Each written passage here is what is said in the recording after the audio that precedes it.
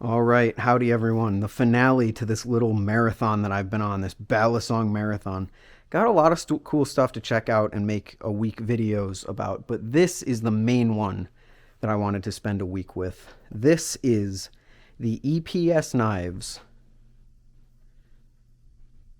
What is the name? 101. Oh my gosh. I was going to say the Wraith.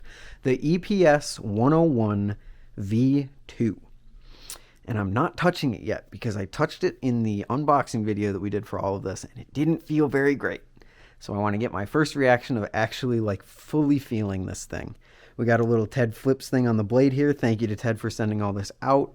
And we have one of the largest horns and Zen nipples that I've possibly ever seen. Oh, oh my God. It's really bad. It's really bad. It's really bad. I'm a texture guy. I don't usually like G10 because it feels very chalky. This is aluminum and it feels chalky. Oh, EPS, you have successfully overthrown Squid Industries in my book for worst feeling bead blast. Ooh, I don't like that. Holy cow. I think the V1 had a different bead blast. At least that's what Ted told me. So that's interesting that they would change that. I don't care if it has more grip, if it feels awful to touch. Let's just flip it. That fanned really well. We got a Weehawk blade here. And a lot of people are saying that this thing is the thing to stand up to the Kraken, which, you know, the Sirius was kind of known for back in the day. So maybe we have a bit of a serious kind of competitor on our hands. But I know someone in my Discord, Bimby, loves his EPS 101. Loves it. D2 blade steel. Yeah, let's just give it a flip.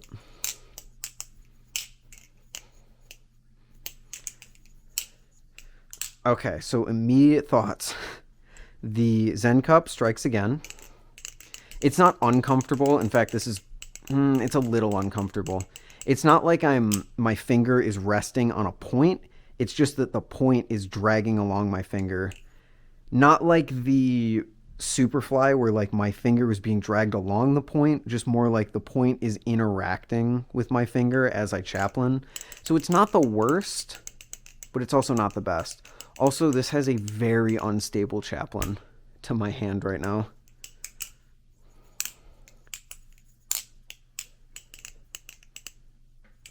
Yeah, it's not the stickiest chaplain in the world. Or maybe it actually I think it's throwing me off. It actually is stickier than I'm giving it credit for, but it feels like it isn't.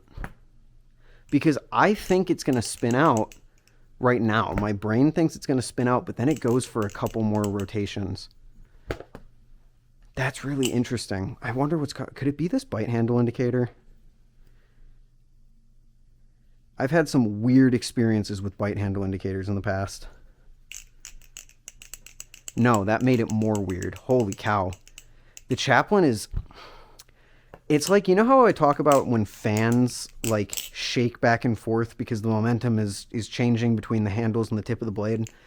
That's what it feels like the chaplain is doing. I can very clearly feel that it's going faster. Like if it almost feels like it's taking an elliptical orbit.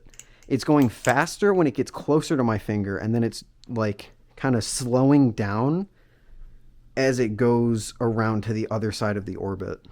So it's more like an oval, if that makes any sense. Like it'll speed, it's almost like a gravity assist, like a satellite would do or something like that, where as you get closer to the planet, you speed up and then you fly out into space and you gradually lose some of that momentum. Kind of what it feels like in your finger.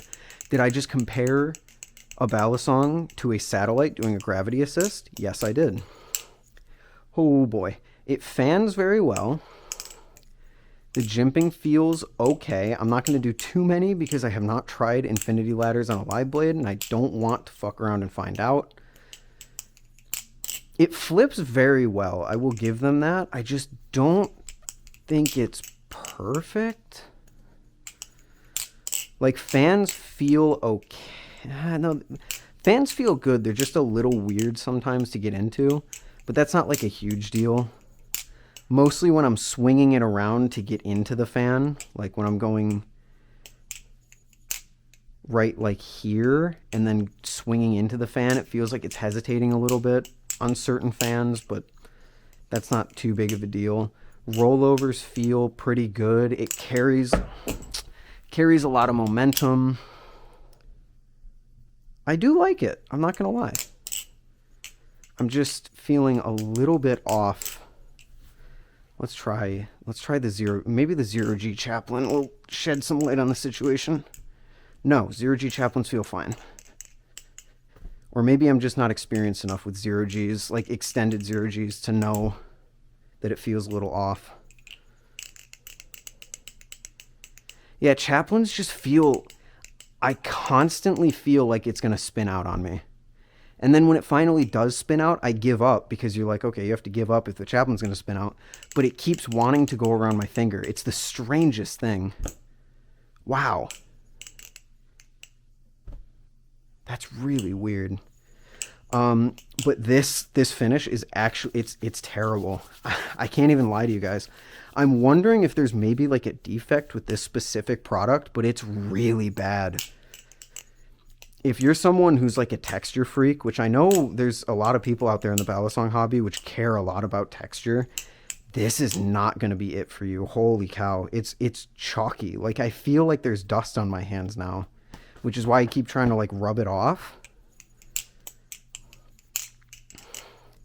Which, I'm going to be honest, kind of ruins an otherwise really good knife for me. Like it flips, besides that little bit of weirdness with the Chaplin, I like how it flips. It's got pretty good grip.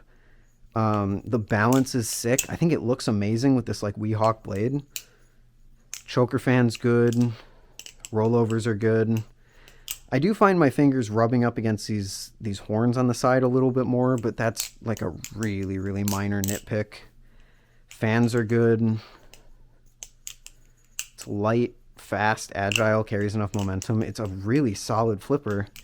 That's kind of ruined for me by this finish. Like, ugh. Squid already had a bead blast that I wasn't really a fan of. Like Triton's. Ooh, Triton's not great. And then when that bead blast gets dirty, oh my gosh. Pick up a Squid trainer at Blade Show. It is the worst feeling balisong I've ever felt in my life. Because it's all dirty from people touching it and getting it gross and it getting passed around. Oh, it felt horrendous. And this is kind of getting there. Is it? I wonder if maybe this is dirty? No. No, it feels like a worse Triton bead blast, which I really don't like.